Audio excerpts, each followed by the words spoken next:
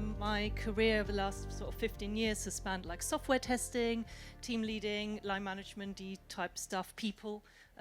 That's kind of who I work with, and I'm here today with Stuart. Stuart's a Scrum Master, Leader in General, Agile Coach, those sorts of topics. So when you want to talk to us, those are kind of the topics you can also talk to us about in the breaks.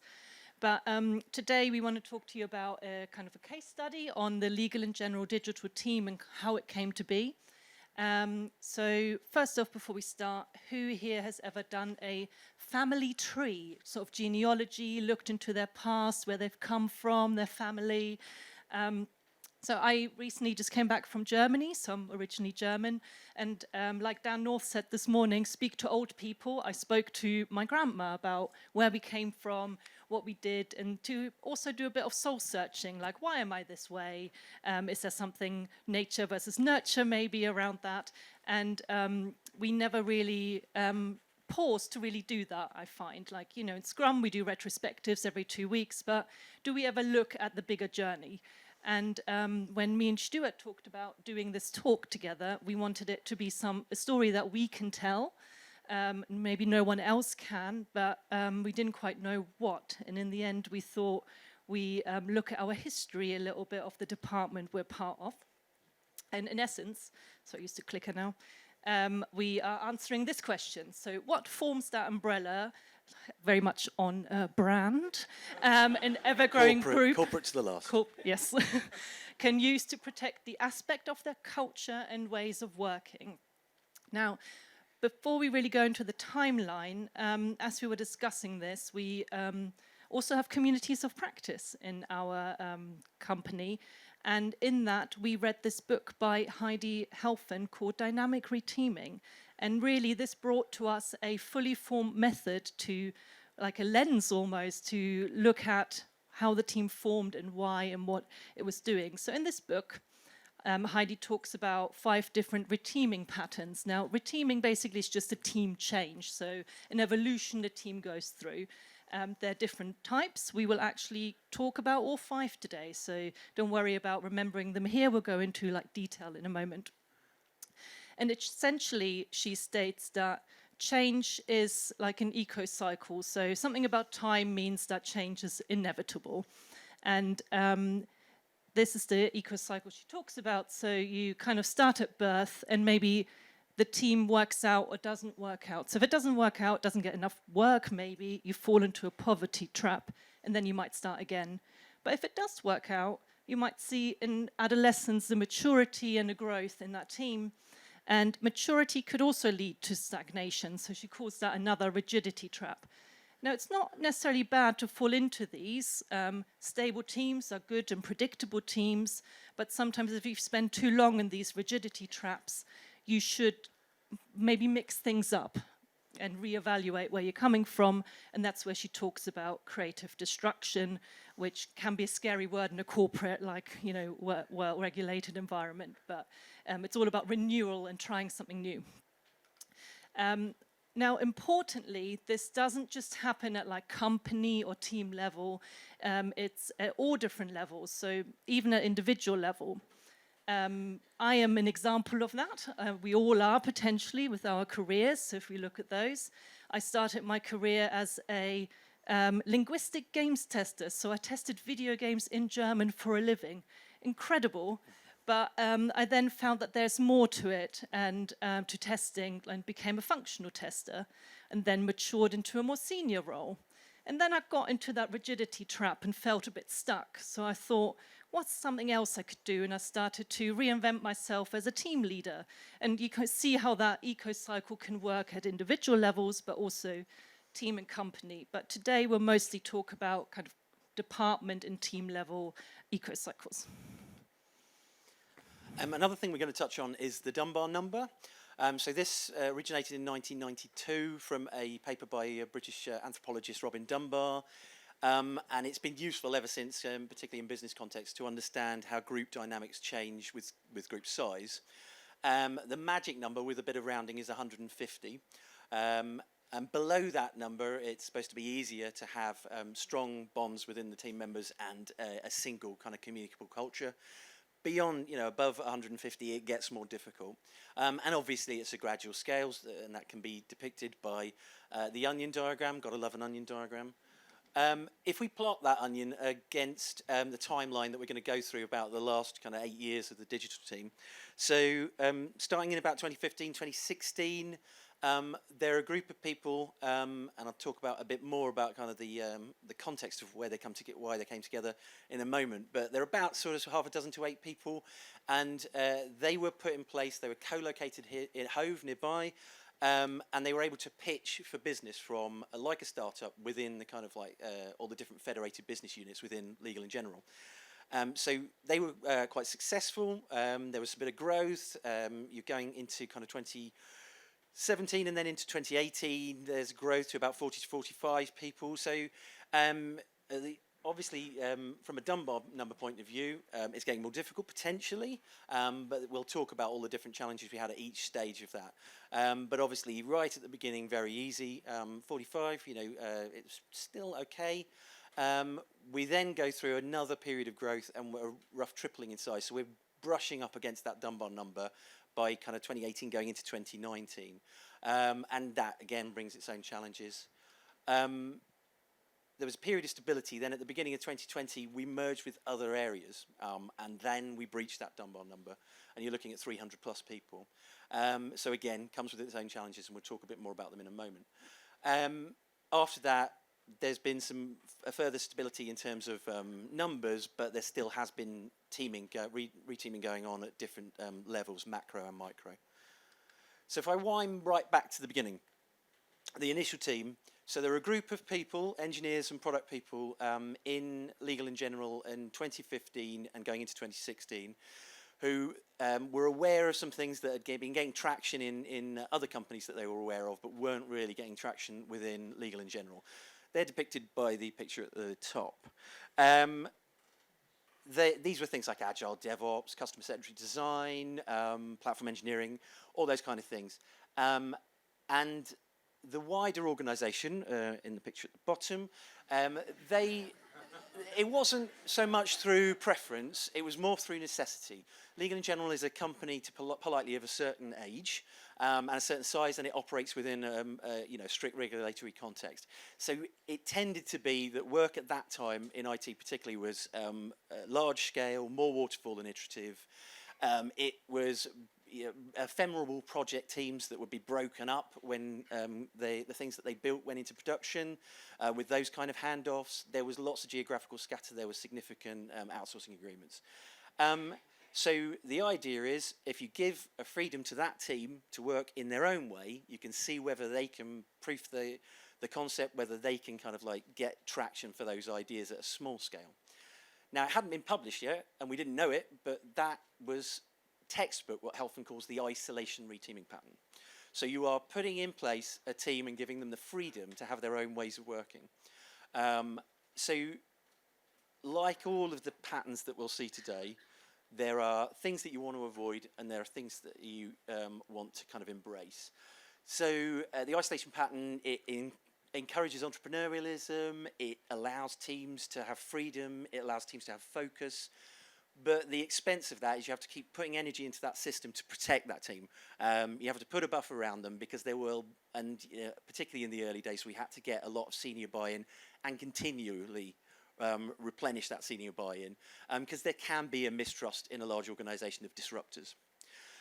The other anti-patterns you could potentially see are within the team itself, and the problem of elitism. So for a joke, 2 slides ago, I compared Legal in General's wider organisation to the evil empire. But if you actually got a team thinking that they are the plucky underdogs and nobody understands them, then you're potentially going to see anti-patterns there. Potentially one of them could be you have innovation teams with the quotes. So they believe that they can work on an innovative idea, and then once it's ready for production, they can hand it off to somebody else, and then they can concentrate on the next blue sky idea. And that we would see very much as an anti-pattern. All teams should be innovation teams, in our humble opinion, and teams should look after the things that they build and endure to kind of look after them when they go live. And then finally, on the negative side, the thrill ride could come to an end, and we'll see this again and again as we go through the patterns. It can be a positive thing. You've proved the point.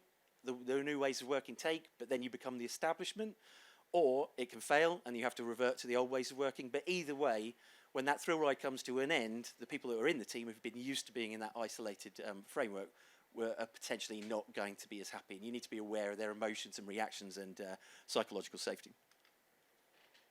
Okay, so after a year and a half, we get to about the 45 Dunbar number, and these are the books we're going to preface each year with some books from the communities of practice that they were reading. Now, there's always a bit of a theme which we found quite interesting. So this one is around like DevOps, you build it, ship it, run it, and around like goal-orientated development.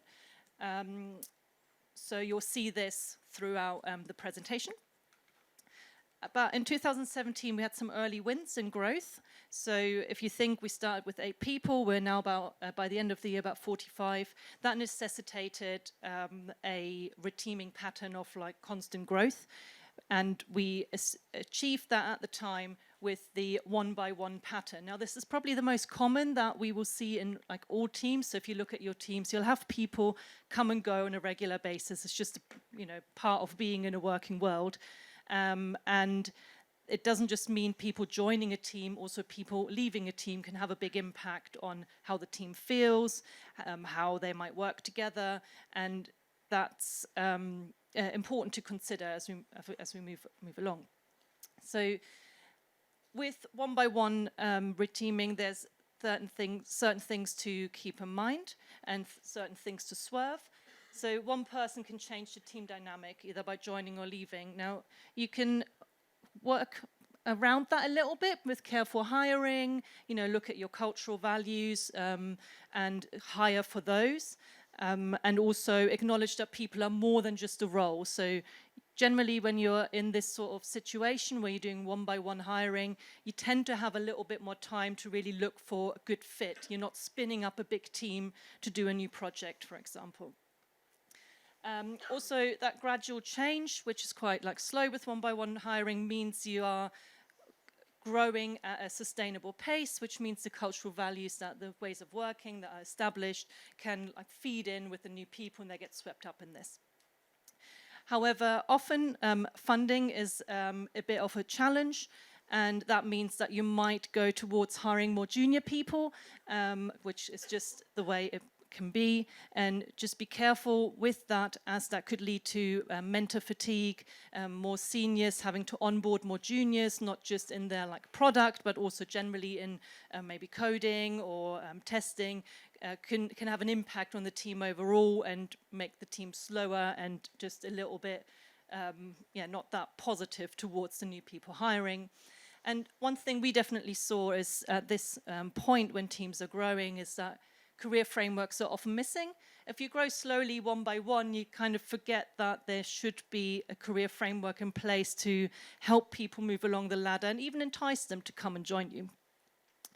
But as a department at the time, the main kind of issues we had were around the kind of tooling we were using. We're trying to be the underdog, be different, set us apart, and attract new talent that was different to what was already at the company. And funding, like I just mentioned, was a big issue. Now, when we discussed this in prepping the talk, we kind of thought of Conway's law in funding. Now, Conway's law is generally used to discuss the way that teams build products and that those mirror your communication structures and your hierarchies, and that will create the sort of product that that your organizational structure is. Now, we also found that with funding a little bit. So if your funding is a heavyweight process that, if you're a team of 40 people and 5 people are involved in trying to create a new business case for funding, that's almost, 10-15% of your team involved in that. So you need to look at your funding processes and be more agile about them, look at ways that you can react quicker to the demands of your customers. So this is the sort of thing we were reading in 2018. Lots of kind of like agile fundamentals there, looking into some new techniques like user story mapping and the lean startup approach. And as you can see on the left-hand side, this is the year that we kind of very much went from team to department. More growth, which is great, but that means that the department was getting towards that 150 magic Dunbar number size. This brought kind of some significant new challenges. One was that there were two now main geographical hubs, one in Hove, one in London. So the obvious thing that we needed to avoid was them turning into two completely different silos. Lots of different ways that we could do that. I mean, the communities of practice being open to everyone and kind of like evolving with the new input was one thing. Continuing the hiring and onboarding that Kim spoke about. And another pattern that we then used to help with this was the switching pattern. So this is, as the name suggests, you take somebody from a team, you switch them into another team. So that might be somebody very experienced that you switch into a team that's very new and doesn't have so much experience. Or it might be somebody based in Hove that you switch into a primarily London team, or vice versa. Like everything that we're going to look at today, again, it comes with its pros and cons and its positives and negatives. It's a great way of sharing knowledge. It gives people kind of opportunities for growth, opportunities for learning, opportunities for pairing. But let me get these right. There can be a desire to hoard good team members. What's good for the wider organisation, or the individual, might not be good for the team if they've got in-a-minute delivery. So you need to kind of like work your way around that. Teams being on loan, it comes back to that thrill ride coming to an end. If you've got team members that are seconded or on loan to another team, that's going to end. Might be great because they might be miserable, but they might be happy, and therefore you kind of need to deal with that as well. And something we've probably all seen, single specialist roles can kind of undermine this completely. If you've got single points of a dependency, it becomes a vicious cycle because they're too busy to do any knowledge transfer, and so they stay where they are, and then they fall victim either individually or the team to those kind of rigidity traps that we were talking about earlier. Okay, so 2019 didn't really see much more growth, but more the team making sense of that growth. So we're looking at diversity and things like accelerate. So we've just grown. How do we actually make sense of this? And with the two, bearing in mind that we had those two hubs, one in Hove and one in London, with potentially slightly differing ways of working and working cultures. Now, it is Halloween, so I had to mention scaling frameworks. Maybe it makes some people a little bit scared, I don't know. We generally used kind of scaling agile without any religious methodologies in the original team, that little startup. However, when we got the hub in London, we also got new senior management, and scaling frameworks was mentioned. Or enforced a little bit, but actually you can say, oh God, these senior leaders come in and they want to, put their stamp on it. But actually, if we spin it, it was the first time we had proper support from senior management to do something to do with agile. They didn't mention waterfall or anything like that. They wanted it to be an agile delivery team. So in that sense, it was a good thing. And, here we just mentioned the painterly and more sculptural approach. Both hubs had different ways of finding their ways of delivering value and delivering value quickly and efficiently.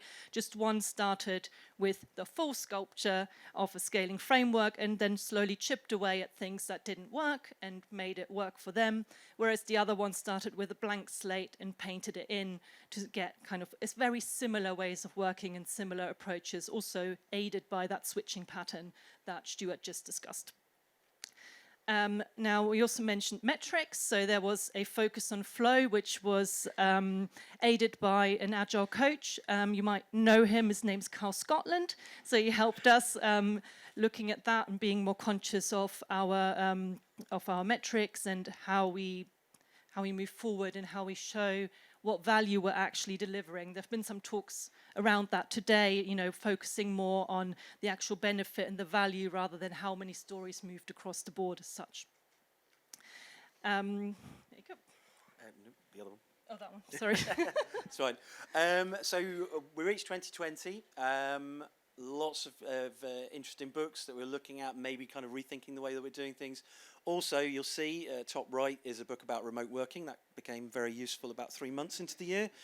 Let me read these to get them definitely right. So we we'd reached that period of stability, and at the end of that, at the beginning of 2022, there was some key kind of like success metrics. So logins to the authenticated applications that we were looking at were up 394% from the beginning of the experiment. The registered user base was up 554%, and online activity was up by a massive 1,131%. So it was a success story internally.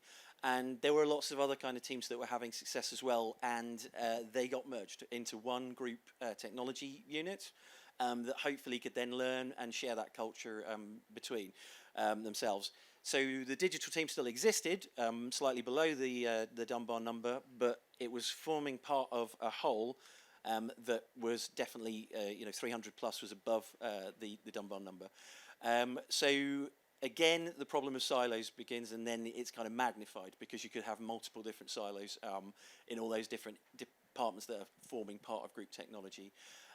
We did similar things that we'd done before, but in addition, to deal with the sort of the merging, the big thing that was useful that I found was immediately that this happened, a weekly all hands meeting went in for everybody in group tech.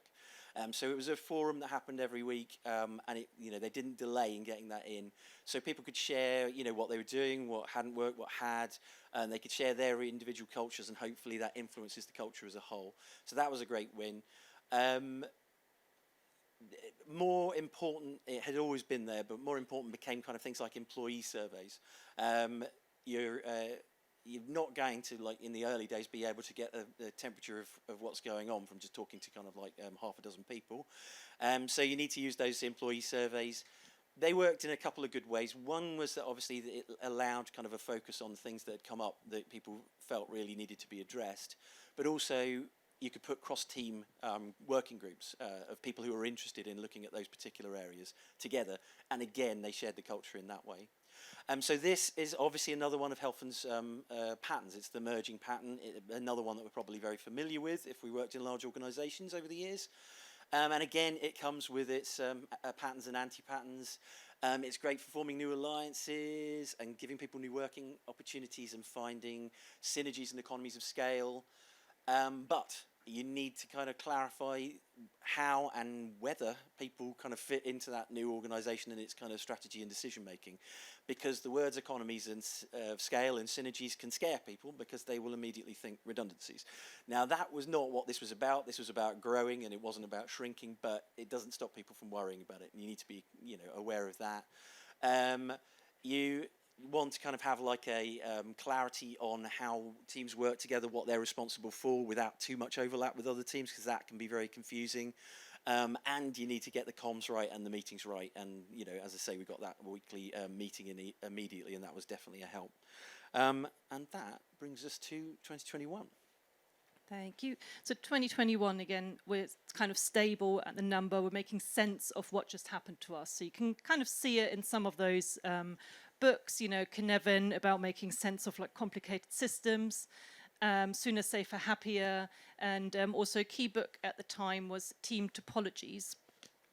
Now, Team Topologies was kind of used to help an organization operating model redesign. So we talked about that early on meeting that was put in to make sense of like who we were now that we've merged, and also the employee surveys, and it kind of became clear that it was a little bit confusing who you talk to about what, and that led to this kind of operating model redesign. Now, in Team Topologies, the main bit that the author states is that you shouldn't just do a large-scale reorganization, which we kind of did again. However, we did consult people that actually worked in the teams and spoke to them about what would make sense and how it might work. So gaps were identified and risks accepted here and there, but in general people were listened to, and that's what created a new operating model.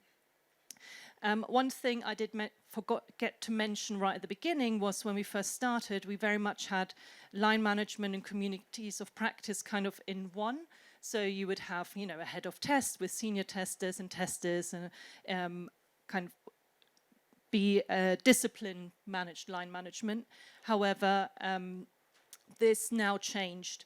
So around this time, the line management of people became more to be in the teams rather than discipline. So we'd employ engineering managers, platform managers to keep the line management closer to the teams rather than discipline-led, which meant that there was a greater focus on communities of practice to help people feel connected and have that kind of rewarding career conversations around their like chosen discipline and career. Now, the operating model redesign is, a sense, a grow and split pattern, as Helfen mentions in the book, because we just merged, and then we just found we're a bit too big to keep those communications like flow effectively, so we are splitting again. However, because it's such a big department split, we thought it might make more sense to use a different example that's a bit more relatable that Stuart would talk to in just a moment. So 2022 arrives, some themes there. There's some stuff about OKRs, there's some stuff about culture, there's some stuff about coaching. Not that we were necessarily completely through it, obviously it's still ongoing, but 2022 we were kind of coming back more into the office. We'd had kind of 2 years of COVID and lockdowns. There were some positives, just as a sidebar on that. I talked about kind of like geographical, the risk of geographical silos arising. Obviously, that wasn't an issue during COVID because everybody was stuck at home. Some of the challenges about getting new tools and new builds kind of approved at speed that Kim talked about earlier, they got solved, early on during the COVID period because they had to be. Otherwise, people weren't going to be able to do any work. So that was great. So we were kind of coming through it in 2022, starting last year to have co-located physical events again, just like Lean Agile Brighton did as well. And yes, so there was lots of kind of reteaming happening, but more at a localized level. So the case study that I'd just like to briefly talk through is a team that looked after a web application for pensions. And the team had been around since 2018, so what, 3.5 years, 4 years by this point. And during all of that time, demand, but more happily funding, always exceeded the kind of size of just a Scrum model, 10 people or less, 2 pizzas kind of team size. So we'd always had more people than that on this particular team. And we tried different ways of demarcating work between the 2 teams. And they never took. It would always devolve back into kind of one team. So we kind of had to let that evolve. And eventually it did, and there was a split that kind of evolved roughly by user persona. So one team looking after the people who are saving for retirement, the people who are actually in retirement and starting to kind of access their savings. So in order to do the grow and split model, it first of all involves one-by-one pattern. So build up that team so that you've got a kind of like roughly 50-50 balanced capacity on either side, so you can split it nicely. And then obviously you need to kind of like gradually split. What we did, it was a Scrum shop, so we started that gradual process by them having a shared PO and Scrum Master at first and working to the same backlog, and eventually got to the point in 2022 where they were completely decoupled and working with a different Scrum Master and product owner. So grow and split, like everything else, positives and negatives. It simplifies decision making. It gets rid of kind of redundancy. I think somebody talked about earlier about kind of like teams spreading their knowledge too thin over a wide functional area, so you can reduce the cognitive loads of the team. It's great, potentially to deploy if you see that you're getting inflation in terms of team sizes or in terms of kind of length of meetings, etc. But obviously there are kind of some things to swerve. So this is sometimes unavoidable, and people will have seen it, but sharing people across teams by percentage is never very fun for the individual, and it's never very useful for the teams either, but sometimes it's unavoidable. Too many kind of tight dependencies between the teams also obviously can kind of undermine this. And again, the thrill ride coming to an end, we see again the emotional challenges. So Dan at the beginning said, reteam every quarter, which is great, but if you can do it, you've got to consider that some people actually like working in a long-running team. So you've got to consider their emotions and reactions as well. And that takes us to 2023. So again, some books we've read so far. Dynamic Reteaming was one of them. Team Onion, so kind of team interactions and communications and kind of honest communication. But kind of what's next for the department? Well, as much as it's a big department now,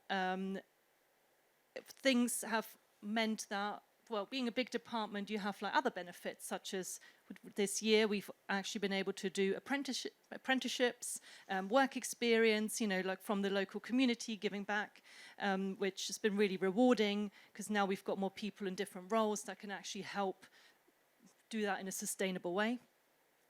The other bits are that localized reteaming is still going to happen. We still have like one-by-one patterns, people leaving, people coming. So those, are all up for grabs in the future, I would say. So before we go, so what formed that umbrella that an ever-growing group can use to protect aspects of their culture and ways of working? Did you listen? No, we won't make you go through that. So here we go. So number one, follow the money. The more agile the funding, the more agile the teams and the wider department. Oh, yes. Use community to practice and interest to share a distributed culture. Adopt new practices, either by the painting or sculpting method. It doesn't really matter, but, you know, be iterative about it.